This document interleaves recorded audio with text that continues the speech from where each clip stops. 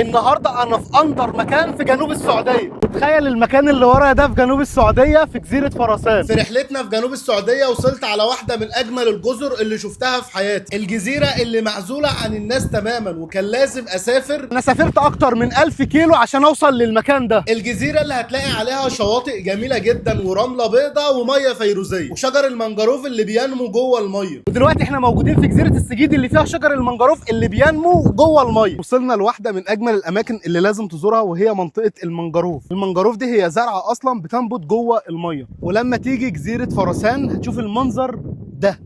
انت متخيل؟ انا مش عارف، الكاميرا اكيد ظلماه، الكاميرا اكيد ظالمه المكان، لان المكان بجد من هنا ما شاء الله يعني رؤيه غير طبيعيه. يعني يا رب يا رب يا رب يكون الكاميرا ما ظلماه، عشان زي ما انتم شايفين كده ميه فيروزيه بشكل مش طبيعي. شجر المنجروف هناك، وهنا كل دي جزر.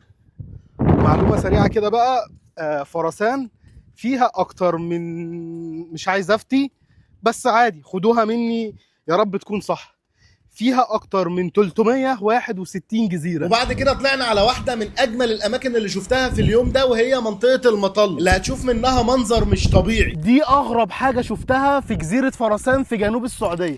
تخيل جبال من القواقع، بص كده، جبال من القواقع. وبعد كده وصلنا على واحدة من أجمل الأماكن اللي هتشوف فيهم مية فيروزية ورملة بيضاء. جزيرة فرسان واحدة من أجمل الجزر اللي شفتها في السعودية. جنوب السعودية فيه قصص وحكايات كتير قوي لسه هنحكيها في الفيديوهات اللي جاية، فطبعا ما تنساش تعمل لايك وتعمل فولو للحساب، وخلينا نلف السعودية. سلام عليكم.